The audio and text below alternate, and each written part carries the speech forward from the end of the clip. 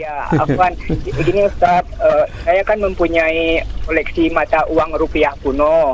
Oh, Masya Allah. Ya, kemudian lalu ada teman yang berminat dengan koleksi mata uang rupiah kuno itu. Iya. Kemudian yang saya tanyakan, mata uang rupiah kuno ini hukumnya tetap sebagai barang ribawi atau udah bisa dianggap sebarang barang komoditi, Ustaz? Masya Allah, ini baru pertanyaan nih. Unik emas juga masih. Ya, taib saya jawab. Itu Ustaz nanya tuh, masih di toko emas nggak? Taib. Taib Ustaz. Fadal Ustaz dijawab. Terima kasih Pak Abdullah. Uang yang digunakan sebagai alat tukar di masa Rasulullah sallallahu alaihi wasallam adalah perak. Dan dewasa ini orang menggunakan uang kartal. Uang kartal. Ya. Iya. Dan oleh karena itu para ulama mensyaratkan, seluruh para ulama dunia mensyaratkan menukar emas dengan rupiah. Syaratnya haruslah yadan biyadin. Ini emas, sini rupiah, atau sini rupiah, sini emas. Yadan biyadin, tangan dengan tangan. Ya. Kalau emas, statusnya adalah selagi emas adalah emas. Tidak bisa emas dirubah menjadi besi. Tidak bisa emas dirubah menjadi apapun juga. Maka berbeda dengan uang kartal. Uang kartal kalau sesama satu jenis rupiah dengan rupiah, syarat tukar menukarnya harus sama nominalnya dan tunai, tangan dengan tangan.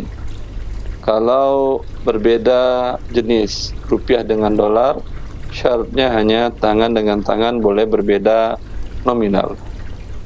Ya. Dan uang kartal nilainya bukan pada fisiknya. Kalau emas tadi, ya, nilainya adalah pada fisiknya. Iya, betul. Intrinsiknya. Iya. Ya. Maka selagi dia emas, baik berbentuk bongkahan, masih belum dimurnikan, ya. Namakan tiber dalam bahasa Arabnya. Ya. Itu ataupun sudah berubah menjadi seperti uang koin, dinar, dinar. Ya. Atau sudah berubah menjadi perhiasan.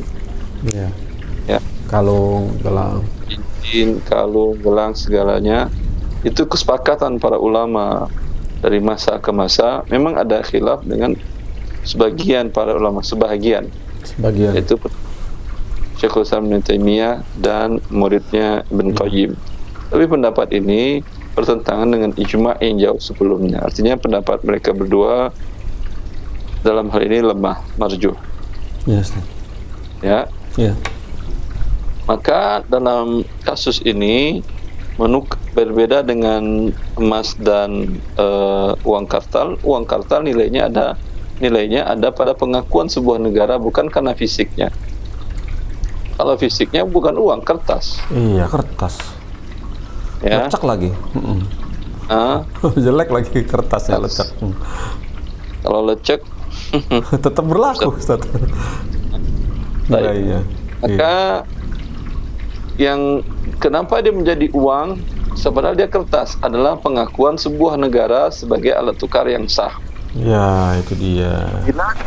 Bila negara tadi mencabut statusnya dari alat tukar yang sah, maka dia kembali ke hukum asalnya, yaitu kertas. Kalau kertas boleh dijual dengan rupiah yang diakui dengan berbeda nominal, berbeda berat, berbeda ukuran, boleh, nggak ada masalah. Iya. Karena dia bukan komoditas ribawi. Iya. Ya. Maka Anda tukar tadi uang kuno Anda 10 rupiah atau 1 rupiah, berbeda mungkin 1 rupiah. Kalau 1 rupiah dahulu, kalau saya nggak salah, emas. Iya. Kalau 1 rupiah Anda emas, itu tidak boleh. Wah, Masya Allah. Itu 1 rupiah setelah awal-awal Indonesia merdeka. Ya. Ya, itu adalah emas. Kalau itu yang dijual, berarti dia emas. Tidak boleh dengan cara tidak tunai. Tapi boleh berbeda beratnya dan satuannya kalau Anda beli dengan uang kartal. Kalau Anda beli dengan emas berarti harus sama. Ya. Ya, seperti itu.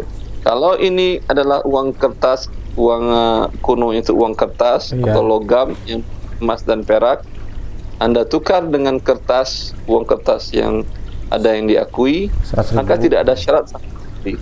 Tidak ada syarat. Tidak harus sama nominalnya, tidak harus sama gramasinya, juga tidak harus tangan dengan tangan. Iya, Ustaz. Jelas, alhamdulillah. Nah, begitu. Sudah terputus, Ustaz. Afwan. Sudah terputus. Masya Allah. Jadi seperti itu, Ustaz. Tapi sebenarnya begini, Ustaz. Kalau kan ini uang koin 1 rupiah dalam bentuk zaman dulu itu emas. Lantas kalau dihargai emas cuma sekian. Ternyata si pemilik itu menghargai sampai misalnya 100 juta misalnya. Apakah itu mungkin? Nah, bagaimana itu? Karena nilainya emasnya kan nggak mungkin sampai 100 juta gitu. Boleh gitu, tidak ya dan biadin kan? Kalau kurs harga beli, yang penting ya dan biadin. Dan harus, kalau itu dengan emas, harus sama gramasinya. Tapi kalau ditukar dengan rupiah, nggak masalah. Emas biasa umpamanya 1 juta sekarang per gram. Iya. Yang itu Anda beli per gramnya umpamanya 10 juta. Ini nggak ada masalah. Oh, boleh. Tuh. Dan nilai umpamanya nilai sejarah dan lain-lain. Iya, betul, Ustaz. Karena kurs itu yang saling redo. 1 gelas air, 1 botol air mineral, berbeda harganya dengan berbeda tempat dan waktu. Kalau dalam kondisi normal, harganya umum di bawah Rp10.000. Begitu?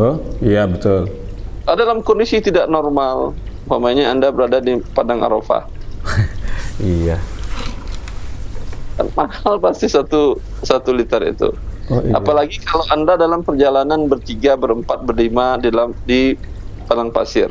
Satu punya, lalu dia bilang kalian nggak bisa dapatkan ini kecuali bayar dengan seluruh kekayaan kalian. Waduh. Itu serah dia. Kalau kalian tidak mau, urusan kalian. Saya nggak jual ke kalian dengan harga 100 juta. Kau punya apa? Punya perusahaan, punya tanah, punya rumah. Harganya berapa? 10 miliar.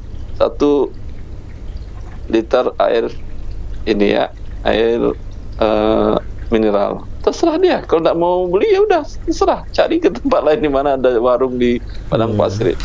Itu nggak ada. Ustaz ngeledek nih. Jelas nggak ada, Ustaz.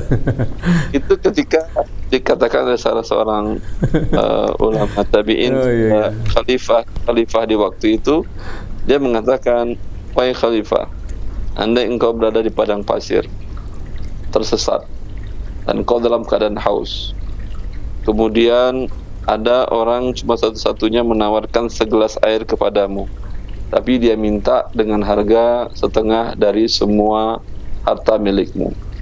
Maukah engkau jual? Kata dia tentu mau.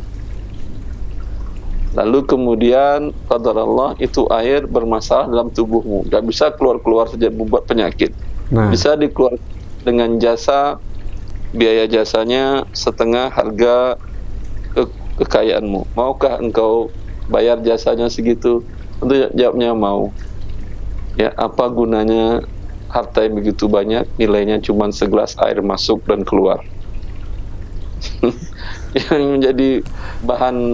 menjadi bahan perhatian bagi kita di sini adalah kurs itu berdasarkan kebutuhan. Kurs berdasarkan kebutuhan, Masya Allah. Ya. Pada saat normal, masker itu harganya biasa 5.000. Iya, 3.000, 3.500, iya. Pada awal pandemi kemarin, satunya berapa? Waduh. Bisa 20.000, Ustaz, satu. Apa 200.000? Oh, 200.000. Iya. Dengan merek-merek tertentu, kondisi tertentu. Ya, iya, pun jarang dijual. Maka Allah saatnya ingin memberikan di waktu itu rezeki kepada para pedagang masker. Maka jangan antum khawatir, dagang apapun kok untungnya kecil-kecil melulu ya. Nanti saatnya Allah berikan rezeki untuk Anda. Masya Allah. Amin, Masya Allah. Tapi Ustaz, seperti itu Ustaz ya. Alhamdulillah, barakallahu fikum Ustaz.